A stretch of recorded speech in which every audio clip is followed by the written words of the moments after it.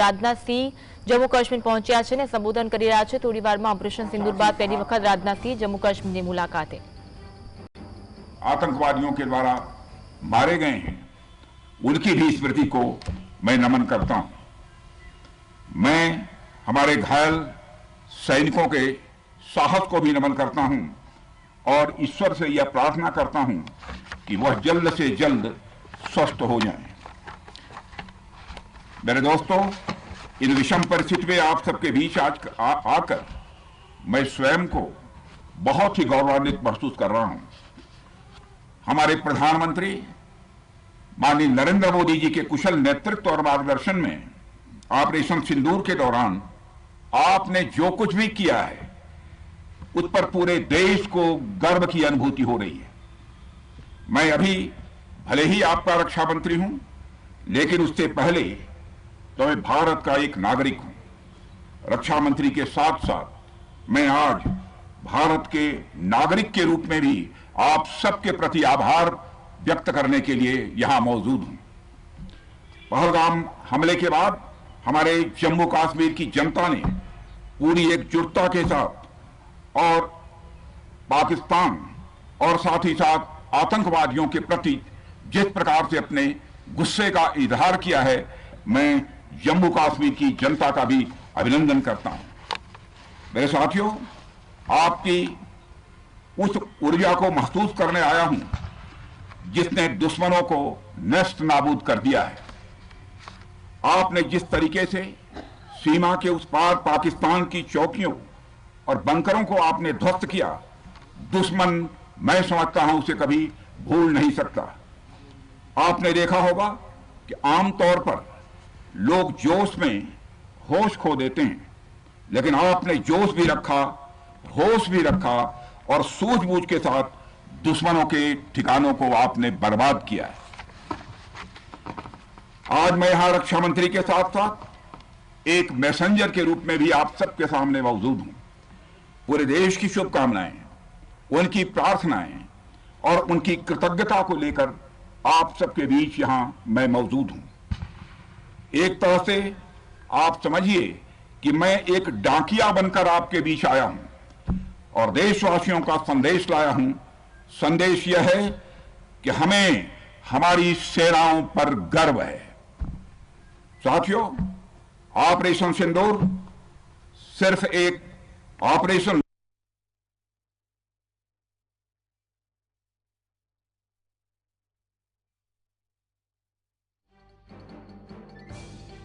કરી રહ્યા છે। ઓપરેશન સિંધુ બાદ પહેલી વખત રાજનાથસિંહ જમ્મુ કાશ્મીર પહોંચ્યા હતા। જ્યારે રક્ષામંત્રી રાજનાથસિંહ પહોંચ્યા, તેમનું એરપોર્ટ પર પહેલા તો સ્વાગત કરવામાં આવ્યું। રક્ષામંત્રી છાવણીમાં પાકિસ્તાની તેના ઘોડા પણ જોયા હતા। कार्रवाई भी कर रहे हैं।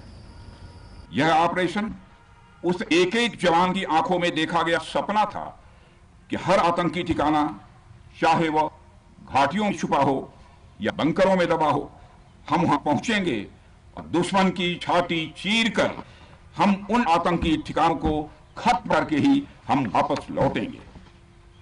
मेरे साथियों, ऑपरेशन सिंदूर आतंकवाद के खिलाफ भारत द्वारा चलाई गई अब तक के इतिहास की मैं मानता हूं यह सबसे बड़ी कार्रवाई है।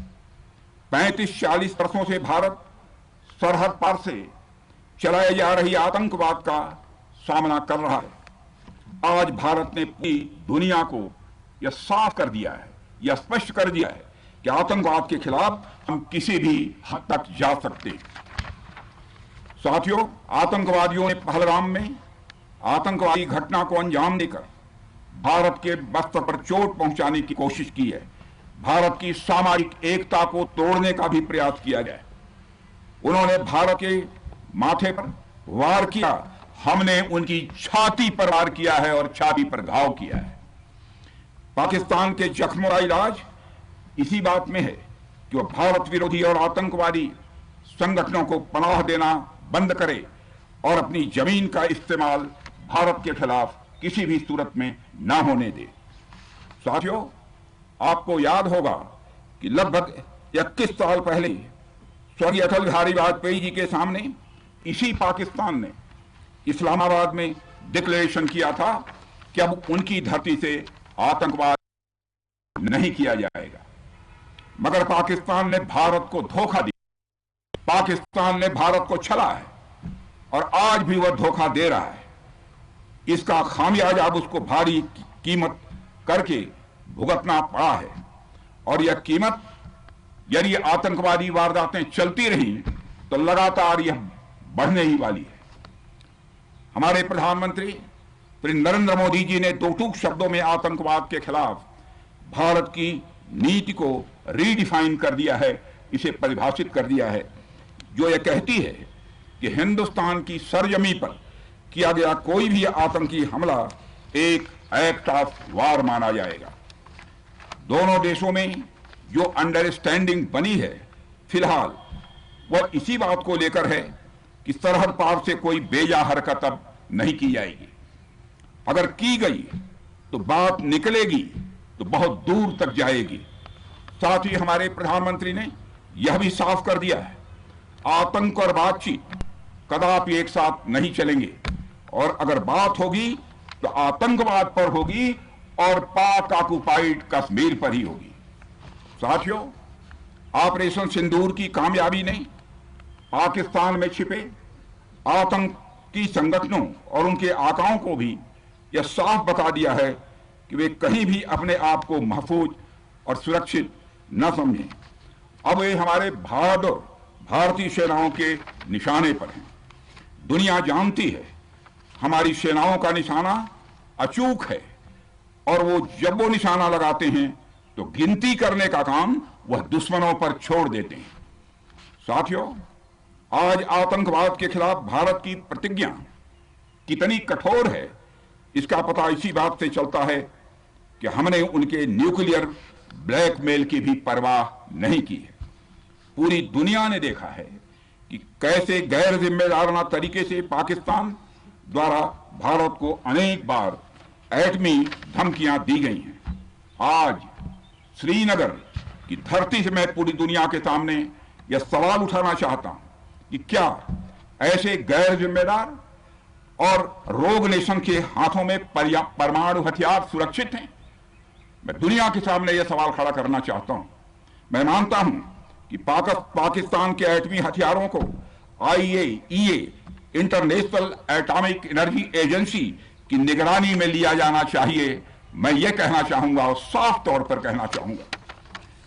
साथियों, हमारी सेनाओं हमारी सीमाओं पर अपनी मातृभूमि की रक्षा के लिए जिस तरह से आप सभी बिना रुके बिना थके दिन रात लगे रहते हैं वह अपने आप में अद्भुत है और अद्वितीय भी है। आपकी यही बातें हम सब भारतीयों के लिए मार्गदर्शक का कार्य करती हैं।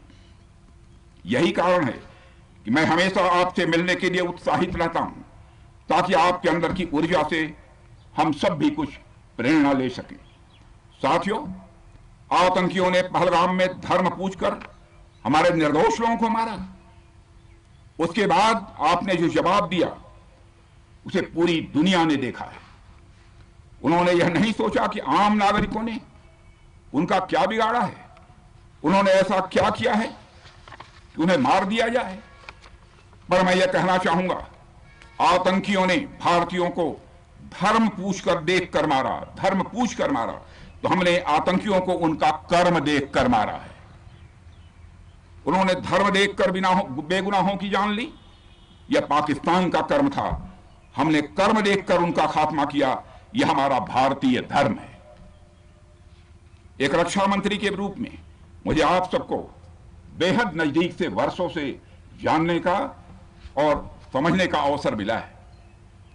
मैं आपके साहस और पराक्रम को तो जानता ही हूं, साथ ही साथ पहलगाम जैसी घटना के प्रति आपके गुस्से को भी मैं अच्छी तरह जानता हूं। साथियों, मुझे पता है कि पहलगाम के बाद आपके अंदर गुस्सा था, पूरे देश के अंदर गुस्सा था। मुझे पता है कैसा महसूस होता है जब धमनियों में बह रहा रक्त बेकाबू होने लगे, और मुझे इस बात की खुशी भी है कि आपने अपने गुस्से को सही दिशा देते हुए बड़ी बहादुरी और सूझबूझ के साथ पहलगाम का बदला लिया है। रही बात पाकिस्तान की, तो उसकी बात ही क्या करूं आपसे, वह देश तो मांगते मांगते अपनी जहालत से एक ऐसी हालात में आ गया है कि उसके बारे में यह भी कहा जा सकता है कि पाकिस्तान जहां भी खड़ा होता है वहीं से मांगने वालों की लाइन प्रारंभ हो जाती है। अभी आपने सुना ही होगा कैसे वह फिर एक बार इंटरनेशनल मॉनेटरी फंड IMF के पास कर्ज मांगने गया। वहीं दूसरी तरफ हमारा देश है कि हम आज उन देशों की श्रेणी में आते हैं जो IMF को फंड देते हैं ताकि IMF गरीब देशों को कर्ज दे सके। ऐसी स्थिति में हमारा यह भारत है। रामचरितमानस में स्वामी तुलसीदास जी ने लिखा है, जहां सुमतितः संपत्ति नाना, जहां कुमतितः विपत्ति निदाना। यानी जहां सुमति होती है, अच्छी नीतियां होती हैं, वहां सुख और समृद्धि होती है, और जहां कुमति होती है, बुरी मति होती है, केवल दूसरों के हित की भावना होती है, वहां तरह तरह की विपत्तियां स्वाभाविक रूप से आती ही हैं। पाकिस्तान जिसका जीता जागता यह उदाहरण है। साथियों, भारत के बारे में पूरी दुनिया यह बात जानती है कि हमने हमेशा शांति को प्राथमिकता दी है।